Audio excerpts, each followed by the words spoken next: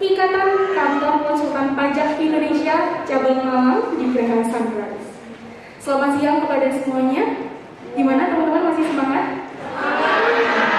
Masih ya, tadi sudah isi bensin ya, udah isi makanan, udah kenyang, jadi kita mulai acaranya dengan penuh semangat juga.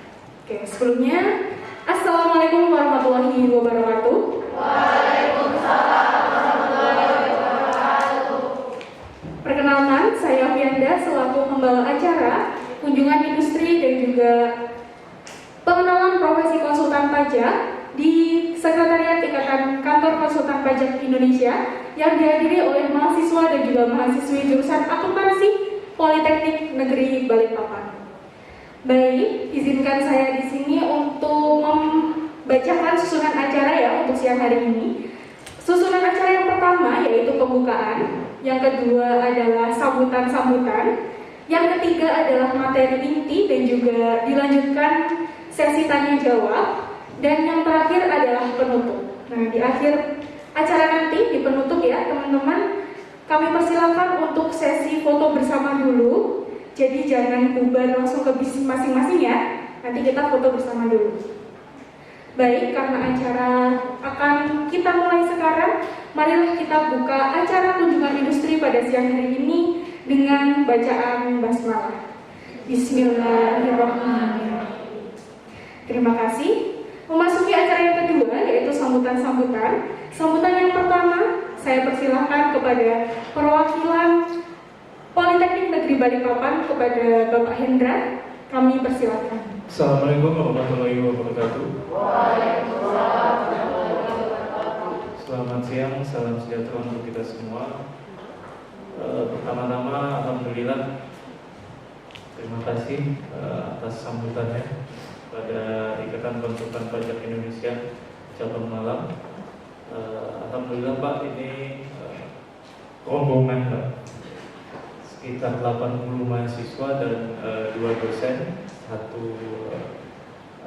laboran yang kami bawa ke sini Pak. Semenjak hari Senin kita Pak berangkat dari Balikpapan, alhamdulillah sampai hari ini anak-anak masih segar-segar semua, masih semangat-semangat semua, terutama untuk datang ke IKPI cabang Kota Malang. Sebelumnya saya ucapkan terima kasih kepada Pak Agus sebagai Ketua IKPI cabang Malang maupun dari perwakilan Kantor Konsultan Pajak yang sudah menerima kami. Harapannya nanti anak-anak ini akan mendapatkan pengetahuan dan pengalaman terkait dengan gambaran tentang konsultan pajak tentunya. Karena sedikit bercerita Pak, jurusan akuntansi ini adalah jurusan baru Pak di Politeknik Negeri Balikpapan. Dan untuk prodi itu ada 2 prodi. Kebetulan ada D3 Perbankan dan Keuangan. Insya Allah tahun 2022 ini juga mau upgrading ke D4 Pak. Lalu ada D4 Akuntansi Perpajakan, di mana ini baru sangat baru Pak, jadi 2020 baru terbit izinnya. Ini termasuk angkatan pertama Pak kalau akuntansi perpajakan. Kalau untuk perbankan dan keuangan sudah 3 angkatan kita luluskan Pak, alhamdulillah. Dan memang untuk perbankan juga cukup daya serapnya, mahasiswa kami juga sudah alhamdulillah diminati oleh industri di Kota Balikpapan. Kegiatan kami ini Pak, salah satunya juga untuk meningkatkan kompetensi dari mahasiswa. Kita tahu bahwa Ibu Kota Negara juga akan pindah Kota Balikpapan sebagai salah satu kota penyangga Ibu Kota, sehingga harapannya kami bisa memberikan ikut andil di dalam pembangunan, dalam pengembangan Ibu Kota Negara dengan memberikan lulusan-lulusan agar nanti saya manggilnya masih adik-adik Pak, karena usianya nggak terlalu jauh Pak sama saya.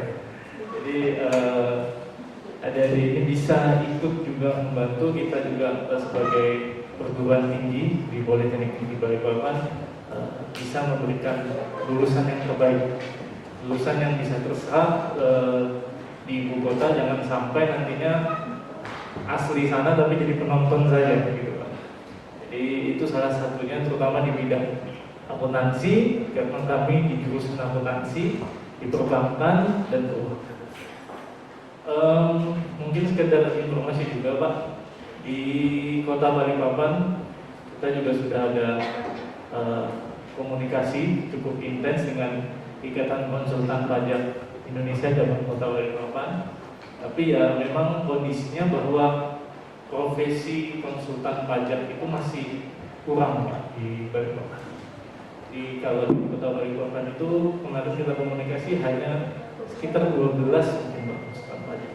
Dan itu bentuknya masih mandiri, bukan kantor yang besar. Mungkin kalau di Kota Malang kan sudah banyak kantor konsulan pajak, kantor jasa akuntan gitu Pak ya.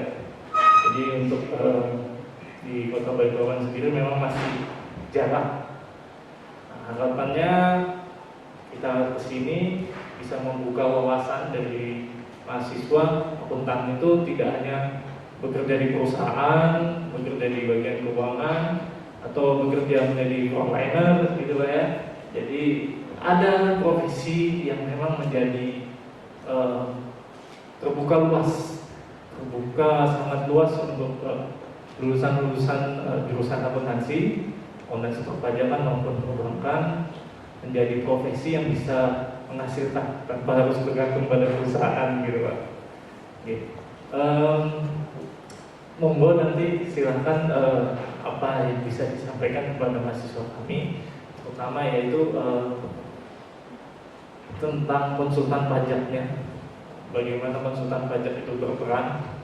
Kita tahu perpajakan ini semakin tahun semakin besar andilnya di APBN, sehingga paling tidak anak-anak ini bisa ikut berperan juga di dalam meningkatkan APBN di masa COVID ini juga Pak ya. Banyak penyesuaian yang harus beradaptasi dengan perpajakan di Indonesia. Sekali lagi saya ucapkan terima kasih atas sambutannya Pak. Kami sangat berharap hubungan baik kerjasama ini tidak hanya hari ini saja, tapi bisa berkelanjutan, bisa ada kerjasama atau kegiatan-kegiatan lain yang bisa kita jalin, paling tidak menyambung silaturahmi. Mungkin itu sedikit sambutan dari saya. Terima kasih. Saya ucapkan sekali lagi atas sambutannya. Wabillahi taufiq wal hidayah. Assalamualaikum warahmatullahi wabarakatuh. Kita lanjutkan untuk sambutan berikutnya, yaitu kepada Bapak Arsanto Raharjo selaku perwakilan dari Kantor Konsultan Pajak Arsanto Raharjo. Kami persilahkan untuk memberikan sambutan. Assalamualaikum warahmatullahi wabarakatuh. Saya mewakili teman-teman konsultan pajak yang ada di Malang. Kalau kemarin Pak Agus mintanya paling tidak ada salah satu contoh praktisi yang menghadiri acara pada hari ini. Jadi saya diminta oleh Pak Agus. Saya ucapkan selamat datang di Malang. Kondisinya saat ini banyak hujan. Jadi kalau kita melihat kondisi pandemi saat ini, berarti kita harus lebih waspada, lebih hati-hati dalam menjaga kondisi supaya kita semuanya bisa terhindar dari pandemi yang terus berkelanjutan. Mudah-mudahan segera berakhir. Saya ucapkan selamat datang pada adik-adik sekalian, Bapak dan Ibu dosen. Jadi terima kasih kami sudah dipercaya untuk memberikan nantinya sebagian dari pengetahuan yang kami miliki untuk generasi yang akan datang.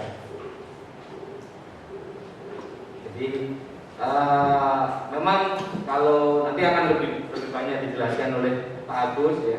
kondisi perkembangan pajak sekarang seperti apa, terutama dengan adanya undang-undang yang baru, dari mulai undang-undang HPP. Ya.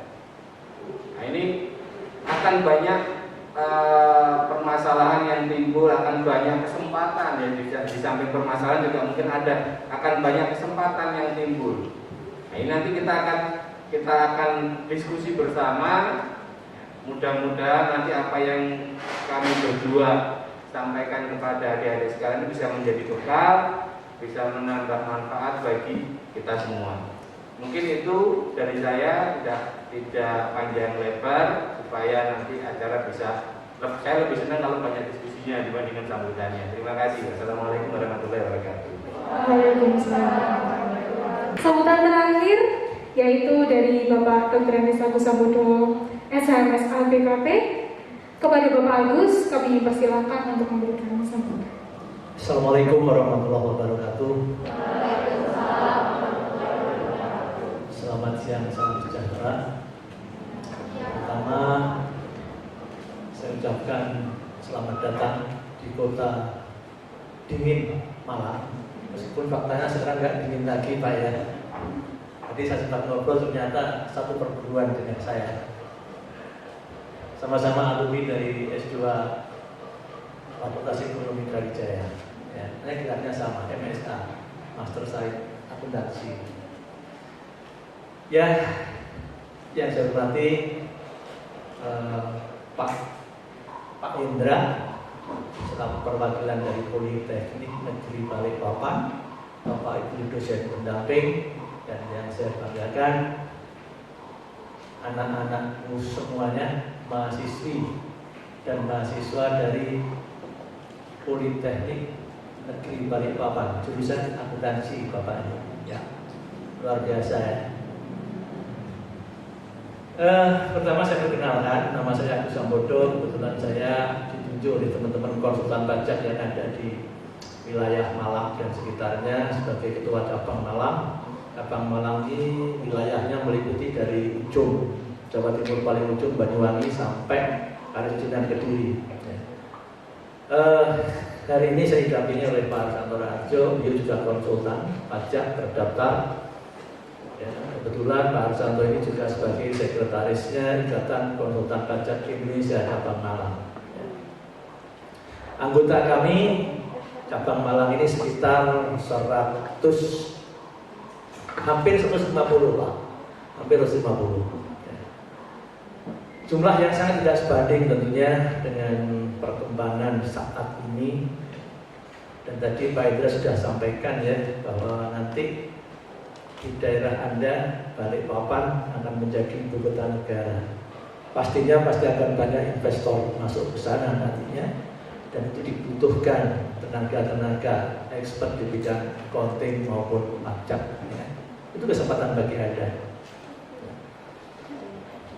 Baik, Bapak-bapak, Ibu-ibu dan adik-adik semuanya, untuk menyingkat waktu, ya, saya akan memberikan paparan materi ya, supaya materi kita bisa tersampaikan semuanya, dan nanti Pak setelah dengan Pak Satu lebih banyak diskusi tanya jawab ya. Silahkan nanti orang mau bertanya seputar akuntansi, seputar pajak, nanti kita bisa diskusi bersama. Saya tak langsung ke bawah aja Pak ini. Benar ya, sama nyapa ya sekali. Sebelum saya mulai, mungkin saya ingin tahu Anda sekarang ngambil jurusan akuntansi. Setelah lulus ingin jadi apa?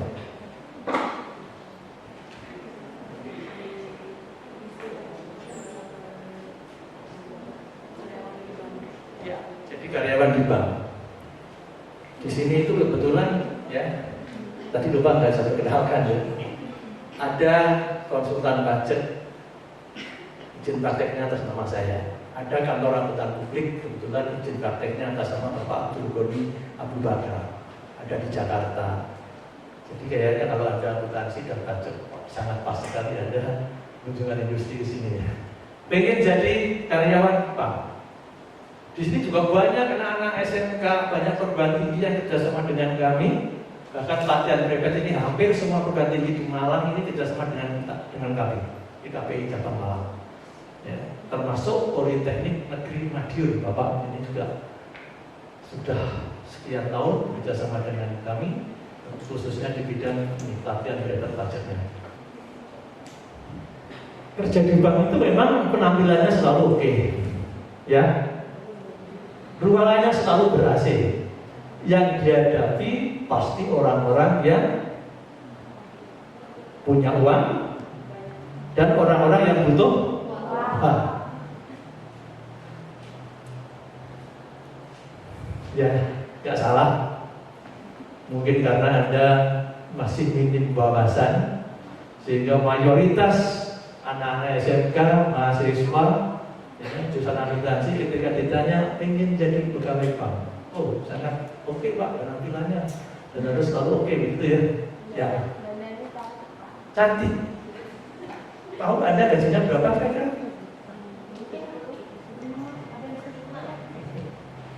Ya nanti kalau punya saudara atau teman di bank, silakan Anda nanya. Dan bagaimana beratnya bekerja di bank, ada target misalnya dan lain sebagainya. Baik, mungkin saya akan memberikan penjelasan balasan kepada Anda tentang salah satu profesi. Ya, Anda di sana akuntansi, Anda bisa menjadi akuntan publik, Anda bisa menjadi konsultan pajak, ya, Anda bisa buka kantor kantor jasa akuntansi atau KJA. Bisa. Anda memberikan keahlian Anda kepada masyarakat. Akuntan publik itulah profesi sangat didamba-dambakan oleh mahasiswa jurusan akuntansi. Apa pekerjaan akuntan publik? Audit, ya. Apa yang diaudit? Laporan keuangan. Kenapa harus diaudit? Ya, karena laporan keuangan yang menyajikan adalah pihak manajemen dan bisa jadi laporan itu direkayasa untuk mengetahui kecurangan. Betul, tidak salah. Ya. Tahu Anda honornya berapa akuntan publik ketika dia memeriksa sebuah perusahaan? Oh, bisa mencapai miliar, ratusan juta. Ketika Anda mengaudit BUMN itu honornya pasti di atas 500 juta. Yang diaudit hanya transaksi keuangan atau laporan keuangan satu periode akuntansi, 1 tahun. Menarik kan? Apalagi kalau nanti perusahaannya perusahaan asing, standar gajinya dan publik itu honornya adalah bentuk dolar. Konsultan pajak, apa kira-kira pekerjaannya? Ya, membantu wajib pajak untuk memenuhi kewajiban pajaknya. Iya. Ilmu apa kira-kira yang harus Anda punya ketika Anda menjadi akuntan publik dan akuntan pajak? Nanti saya jelaskan. Pengen tahu honornya akuntan pajak? Banyak sekali jasa yang bisa dijual, banyak sekali jasa yang bisa diberikan kepada masyarakat wajib pajak. Ya. Saya menangani satu perusahaan. Kebetulan perusahaan ini mau dijual, ya. Saya menangani proses dari penjualannya sampai PT ini di close, ditutup. Saya cas 500 juta. Pekerjaan saya 3 bulan selesai. Itu salah satu pekerjaan. Saya bukan pamer ya, tapi saya ingin membuka wawasan Anda. Ada profesi yang sangat menggiurkan dan potensinya luar biasa. Peluangnya luar biasa, apalagi nanti kota Anda akan menjadi ibu kota negara. Kenapa gak harus Anda persiapkan mulai saat ini? Oke, kita masuk ke materi ya. Ya. Mulai tertarik kan?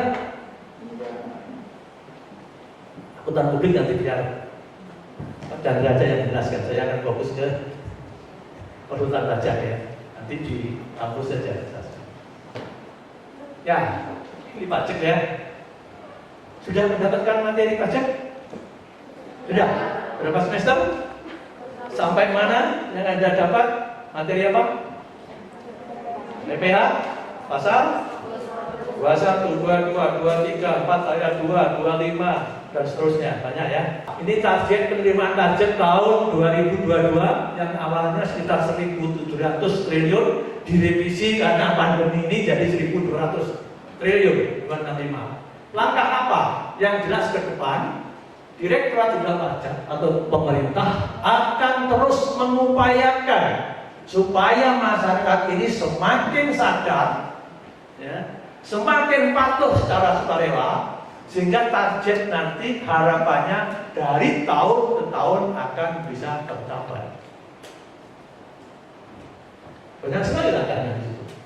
Ya, ada perubahan undang-undang, ada PMK tentang PPS tadi, ya, kebijakan pemeriksaan. Setelah PKS dia akan semakin apa? Ya, semakin profesional lah, nggak seperti dulu ya. Ya, sampai peningkatan kualitas pelayanan. Ya. Ini semua langkah-langkah yang ditempuh oleh pemerintah selalu mengambil peraturan, dan yang perlu Anda ketahui sekarang ke depan NIK yang ada di KTP Anda nanti akan berfungsi sebagai NPWP, Indonesia menuju single identitas. Kalau sudah single identitas, maka semua aset yang Anda punya, semua penghasilan yang Anda peroleh nantinya semuanya akan bisa dideteksi oleh orang pajak. Pajak tidak bisa kita hindari, pasti kita hadapi. Itu ke depan. Single identitas. Ya, sudah mulai sekarang.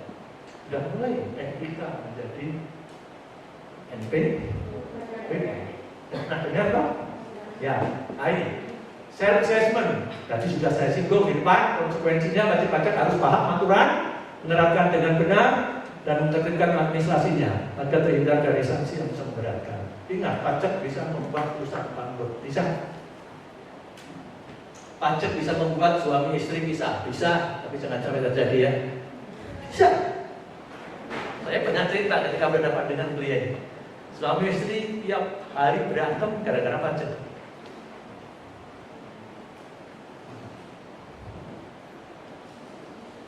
Sekarang saatnya wajib pajak harus peduli dan sadar tentang pajak, harus peduli lagi, jangan cuek dengan pajak. Maka Anda harus mulai menekuni atau mempelajari pajak. Pajak sudah atau sedang berubah, terus akan berubah. Ya, pajak itu realita ekonomi dalam sebuah bisnis yang bisa dipisahkan dalam bisnis, dalam kehidupan kita sehari-hari. Ya, nggak bisa. Pajak memerlukan alat pembuktian. Ya, kalau nanti Anda bekerja di perusahaan atau Anda buka perusahaan, jangan sampai dokumen-dokumen yang terkait dengan keuangan Anda, dengan pajak Anda musnahkan sebelum lewat waktu berapa tahun? Ada yang tahu? 10 tahun. Terkait dengan masa daluarsanya pidana di bidang pajak, 10 tahun. Kalau daluarsanya penetapan 5 tahun. Penetapan itu wajib pajak sudah tidak bisa meriksa lagi, membuat ketetapan pajak setelah lewat waktu 5 tahun. Tapi kalau ada indikasi pidana, orang pajak masih bisa aja masuk ke perusahaan. Tapi bukan pemeriksaan, nanti penugasannya pasti penyidikan. Terus 10 tahun. Anda bisa bayangkan perusahaan harus menyimpan dokumen-dokumennya selama 10 tahun. Ya. Pajak memerlukan pemahaman yang komprehensif dan perlu perencanaan yang tepat dan akurat. Bisnis itu dari bawah. Kita bisa memberi warna bisnis kita sesuai selera kita. Tapi ingat, ketika kita masuk ke ranah pajak, ada boleh, ada tidak. Ada black, ada white. Mau ini menurut pajak tidak boleh, harus kita hindari. Ya, harus paham. Otoritas pajak adalah business adjuster. Artinya apa? Meskipun kita sudah melaporkan pajak kita sesuai aturannya, maka tetap saja orang pajak punya hak untuk menguji kepatuhan Anda. Ketika kita diuji kepatuhan, biasanya orang pajak pasti akan berupaya semaksimal mungkin menemukan kelemahan dan kesalahan Anda, sehingga nantinya biasanya selalu kurang bayar. Kalau wajib pajak tidak punya tenaga pajak yang handal, pasti tidak bisa berdebat dengan orang pajak dalam memeriksa. Ya, self assessment, fiskus berperan sebagai tadi punya hak untuk menguji kepatuhan. Ya, menguji kepatuhan melalui pemeriksaan atau penyidikan. Konsekuensi pajak jangan dipengaruhi oleh motivasi transaksi, hati-hati. Tadi sudah saya katakan di depan, semua transaksi terkait dengan pajak. Ya, maka harus kita cermati dulu sebelum kita mengadakan perjanjian bisnis, kita tangan kontrak, harus kita lihat dulu aspek pajaknya seperti apa. Ini yang sering dilupakan oleh para pengusaha. Wah, menguntungkan kita bisnis ini, wah ini perjanjian ini menguntungkan, tanpa disadari di situ ada aspek pajaknya yang belum diungkap. Hati-hati, di Malang ini ada sebuah apartemen. Ya, nanti kalau Anda lihat sana ada itu, sampai sekarang masih kasus bermasalah. Ada sekitar 15 lantai, ya, karena pemiliknya yang awal itu, ya dia pinjam ke bank dipakai itu bisnis yang lain, akhirnya itu mangkrak. Ya, satu unit dijual ke beberapa orang, jadi ramai, akhirnya suatu saat dibeli oleh investor lain. Investor ini lupa, tidak mengkaji aspek pajaknya yang kemarin-kemarin. Setelah dia beli, dia operasionalkan selama setahun, muncullah tagihan pajak 3 tahun, 4 tahun yang lalu. Siapa yang harus nanggung? Ini harus ada. Tugas siapakah pajak dalam sebuah perusahaan, dalam sebuah entitas bisnis? Semua ini terkait dengan pajak. Tidak hanya bagian accounting, bagian pajak. Ternyata kalau kita lihat di situ bagian keuangan, bagian akuntansi dan bagian pajak memang muaranya di sana. Tetapi bagian lain pun, bagian penjualan terkait nggak dengan pajak? Harus paham pajak. Pajak apa yang terkait dengan penjualan? Pajak apa yang terkait dengan penjualan? Penjualan, ya, pajak pertambahan nilai. Ya, ada kemungkinan bagian penjualan akan menetapkan diskon. Betul tak? Bagaimana aspek PPN? Faktur pajaknya bagaimana? Ketika ada customer, ya, Anda juga harus melihat apakah kewajiban pajak si customer ini beres. Jangan ini mereka membeli kita tapi pajaknya nggak beres. Nanti kalau ada apa-apa dengan customer kita, biasanya kita ikut terlibat juga, ikut dimintai keterangan. Bagian pembelian ini sangat penting. Bagian pembelian, bagian pengadaan harus pandai-pandai memilih vendor, memilih supplier, memilih vendor, ya, memilih pemasok yang benar. Karena PPN itu undang-undangnya mengatur ada pasal tanggung renteng, tanggung renteng. Artinya begini, saya langsung kasus saja. Saya punya klien di daerah Bojonegoro, dia membeli, ya, kebetulan vendornya dari daerah Blora, ya, dia beli, mulianya gede, dan itu rutin setiap bulan dia beli, ya, bahan bakar, ya, miliar nilainya setiap bulannya, ya, faktur pajak diterima oleh si pembeli, ya, dan pembeli sudah mentransfer jumlah harga plus PPN, tapi si vendornya ini tidak menyetorkan dan melaporkan PPN sebenarnya. Katakanlah dia pungut 100, dia hanya setorkan ke negara dari 50, dia ngeplang PPN. Ketika kita si pembeli tadi diperiksa, ternyata pemeriksa ini mengkonfirmasi ke KTP tempatnya vendor berada. Ternyata beda ini PPN yang kita berikan ke mereka dengan yang store mereka. Yang salah vendor, tapi ketika kita diperiksa, kita disalahkan dengan menggunakan pasal tanggung renteng. Makanya kita ketika memilih vendor itu harus hati-hati. Pastikan bahwa vendor Anda itu tertib pajak. Hati-hati. Kita yang tidak salah, kita yang kena sanksi. Jangan asal membeli. Hati-hati. Bagian legal, umum personalia harus paham pajak, harus paham pajak terkait dengan pajak atas personalia. Apakah si karyawan diikutkan apa namanya sekarang? Dulu jam sostek BPJS. Bagaimana aspek pajak atas BPJS? Ayo, yang tahu? Kelas 1 BPJS ada 2 produk. Kesehatan dan pekerjaan. Ya, siapa yang nanggung iurannya? Bisa perusahaan, bisa kan? Bagaimana kalau nanggung karyawan? Bagaimana kalau tanggung oleh perusahaan? Bagaimana efeknya WPH 21? Bagaimana efeknya ke bebannya perusahaan? Itu harus Anda paham. Bagian legal, ini yang konsep perjanjian bisnis. Bagian legal kalau nggak ngerti pajak berbahaya. Karena setiap mengadakan perjanjian bisnis itu harus disebutkan pasal-pasalnya, harus jelas pajaknya siapa yang nanggung, pajaknya apa saja. Saya sering menghadapi klien ya di perjanjiannya nggak dijelaskan sama sekali klausul tentang pajak, begitu ada pembayaran rame geger.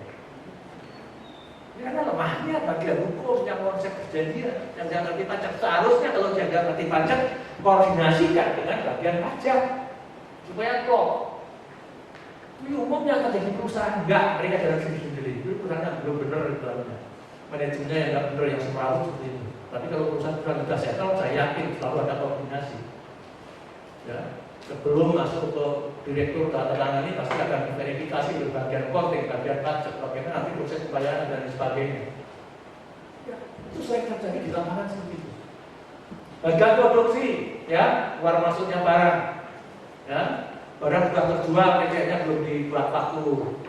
Ya, nanti dilakukan kemana jadi rekayasa seolah masih ada stok berbahaya. Bahkan bisa dari pengembangan. Kalau kita mau mengembangkan bisnis kita, kaji dulu aspek pajaknya. Kelihatannya untung, tapi setelah ada pajaknya, wah ternyata rugi kita. Ya, sering terjadi seperti itu. Ya. Nah, saya masuk ke konsultan pajak. Ini sejarah berdirinya konsultan pajak. Ya, tidak perlu saya jelaskan. Ya. Sangat kami sayangkan juga sampai saat ini salah satu profesi yang posisinya sangat strategis tapi belum punya undang-undang. Saya nggak tahu kenapa. Akuntan publik ada undang-undangnya, notaris ada undang-undangnya, arsitek punya undang-undang. Konsultan pajak yang sangat strategis perannya belum ada undang-undang. Kita sudah berkali-kali KPI ya mencoba mengawal rancangan undang-undang ini, ujung-ujungnya mentok. Ada apa? Ya. Ya, ini terakhir peraturannya yang terkait dengan bahan pajak ada SE Dirjen Pajak tahun 2017 dan di Undang-Undang KPP juga sedikit menyinggung tentang kuasa konsultan pajak, kuasa wajib pajak maksud saya ya, kuasa. Tapi sampai sekarang peraturan pelaksanaan pun juga belum ada. Apa itu konsultan pajak? Adalah orang yang memberikan jasa konsultasi perpajakan kepada wajib pajak dalam rangka melaksanakan hak dan memenuhi kewajiban perpajakan sesuai dengan peraturan undang-undang perpajakan yang berlaku. Ya, ini konsultan pajak. Orang pribadi. Dan konsultan pajak itu ketika mereka berpraktek, kantornya ada dua kemungkinan. Yang satu dia praktek secara perorangan pribadi. Yang kedua ada kemungkinan dia partnership seperti akuntan publik juga, ya. Jadi nanti pasti ada bel-belnya dan rekan. Itu pasti dia akuntan publik yang bergabung bersama. Jadinya menjadi badan wajib pajaknya kalau sudah bergabung ini. Akan beda kalau dia secara pribadi berpraktek, itu orang pribadi. Ya akan dipotong BPH pasal 21. Kalau rekanan pasti BPH-nya 23, ya. Pak Santo kalau salah mau dibetulkan. Seperti profesi lainnya, wajib pajak tergabung dalam organisasi profesi yang disebut IKPI. IKPI ini sekarang pecah menjadi beberapa organisasi. Ada IKPI, ada AKP 2I, ada Perkopi, satunya lagi apa? Kopi-kopi begitu, saya nggak hafal. Jadi saya fokus saja ke IKPI karena IKPI yang paling tua dan IKPI itu anggotanya selalu konsultan pajak yang berizin praktek. Kalau toh ada anggota kehormatan, itu biasanya anggota-anggota yang dulu mantan dirjen, mantan direktur, ya itu biasanya setelah pensiun mereka bergabung dengan kita, ya sebagai anggota kehormatan. Siapa yang bisa menjadi konsultan pajak? Lihat di situ ya. Ya ada ya. Pertama syaratnya warga negara Indonesia berdomisili di Indonesia, tidak terkait dengan pekerjaan jabatan pada pemerintah negara dan atau badan usaha milik negara atau daerah. Nggak boleh dirangkap sebagai PNS, sebagai pejabat negara, sebagai itu pegawai di BUMN atau BUMD harus netral, independen. Nggak boleh merangkap sebagai pegawai negeri. Tapi kalau akuntan publik sampai saat ini masih bisa Pak ya, dosen PNS menjadi akuntan publik. Ya, ini pertimbangannya mungkin karena masih kurangnya jumlah akuntan publik ya. Kalau sekarang mereka nggak ada akuntan publik di Indonesia. Oke. Siapa yang bisa menjadi pemiliknya? Siapa yang bisa menjadi tuan pajak? Nanti berikutnya ini memiliki NPWP, terdaftar di asosiasi profesi, memiliki sertifikat konsultan pajak. Sertifikat konsultan pajak penting bagi Anda. Nanti saya jelaskan. Sertifikat driver ya, nanti saya jelaskan. Izin praktek bisa diberikan kepada mereka yang sudah lulus uji sertifikasi profesi atau USKP, atau bisa diberikan kepada pensiunan pegawai di lingkungan Direktorat Jenderal Pajak. Tapi itu pun sekarang sangat selektif, ya, sangat selektif. Ya. Dilihat track recordnya. Ya, izin praktek diberikan kepada konsultan ya untuk seluruh wilayah Indonesia. Seperti saya, misalnya di Malang, izin praktek saya di Malang, saya bisa menerima klien dimanapun. Ya, boleh, nggak ada pembatasan. Izin praktek ya akan dicabut apabila mengundurkan diri selaku pajak, meninggal dunia, dikenakan sanksi karena melanggar aturan undang-undang pajak, tidak melakukan kegiatan selama 4 tahun, jadi buka konsultan 4 tahun gak ada klien, laporannya nihil terus, bisa dicabut ya, tidak mendaftarkan diri sebagai anggota dari Ikatan Asosiasi Profesi Konsultan Pajak ya. Klasifikasi izin praktek ada A, ada B, ada C ya, langsung aja ya. Jadi konsultan pajak yang izin prakteknya A, nanti dia hanya bisa menerima pasien atau menerima klien orang pribadi dalam negeri saja. Orang pribadi asing tidak bisa. Kalau dia B, izinnya B, bisa menerima klien orang pribadi dan badan dalam negeri saja. Kalau C, semuanya bisa. C semuanya bisa. Ya. Dan untuk memperoleh izin ini tahapannya harus A dulu, baru nanti meningkat ke B, lalu baru ke C. Nah, bisa langsung tiga-tiganya diperoleh ya. Ya, konsultan pun punya kewajiban ya memberikan jasanya sesuai dengan peraturan ya, memenuhi kode etik ya dan sebagainya. Ini yang perlu saya bacakan ya. Ya, ujian driver ini yang jadi kesalahan. Sertifikat profesi konsultan pajak. Ujian driver atau USKP ya itu diadakan oleh Direktorat Jenderal Pajak. Mereka membentuk 2 komite, komite pengarah dan komite pelaksana. Komite pengarahnya ya, ini komite pelaksananya, selama ini pelaksananya diserahkan kepada Ikatan Pengelola Pajak Indonesia. Dan saat ini ujiannya masih diadakan secara daring. Ya. Dan hampir 2 tahun ya, vakum tidak ada ujian kemarin. Persyaratan mengikuti USKP, nah ini. Persyaratan mengikuti ujian sertifikasi konsultan pajak. Memilih untuk sertifikat A, memiliki ijazah minimal D3 akuntansi atau pajak atau S1 atau D4 dari perguruan tinggi yang terakreditasi. Ya. Simpel. Yang B, memiliki sertifikat A dan harus S1 atau D4. Untuk yang C, memiliki sertifikat A dan B dan harus S1 dan D4 atau D4. Jadi kalau nanti Anda lulus D3, bisa A dulu sambil lanjutkan kuliah ke D4, nanti meningkat ke yang B dan C ya. Ya. Apa yang diujikan? Nih, yang pertama adalah KUP, ketentuan umum dan tata cara perpajakan itu yang kaya, PPSP, penagihan pajak dengan surat paksa, pengadilan pajak, PPh orang pribadi dan SPT-nya, PPh Potput, tahu ya Potput ya, withholding tax, PPN dan SPT PPN. Ya, PBB, BPATP dan diameterai serta kode etik. Untuk yang B ada akuntansi perpajakan, KUP, PPSP, pengadilan pajak, PPh badan dan SPT-nya, PPh Potput, PPN dan SPT PPN-nya. Untuk C akuntansi perpajakan, Potput, dan ini kasusnya biasanya adalah kasus-kasus perusahaan multinasional untuk perusahaan asing begitu ya, atau BUT dan sebagainya dan pajak nasional. Ini simpel. Biayanya berapa untuk ikut ujian ini? Murah. Yang A itu berapa persen sekarang? Masih 2,5 ya? 2,5. Sangat murah. Jangan dianggap biaya, anggaplah investasi. Ada yang ikut tas, kali lulus dapat izin praktek, meskipun bayar 2,5. Tapi setelah Anda dapat izin praktek, Anda bisa menerima klien orang pribadi, katakanlah dokter yang paling rapi di Balikpapan sana, ada setiap bulan digaji 5 juta, sudah susul. Nah ini puasa. Dalam melaksanakan hak dan kewajiban perpajakannya, wajib pajak bisa diwakili oleh puasa. Siapa yang bisa menjadi puasa? Puasa ini hanya 2. Ya.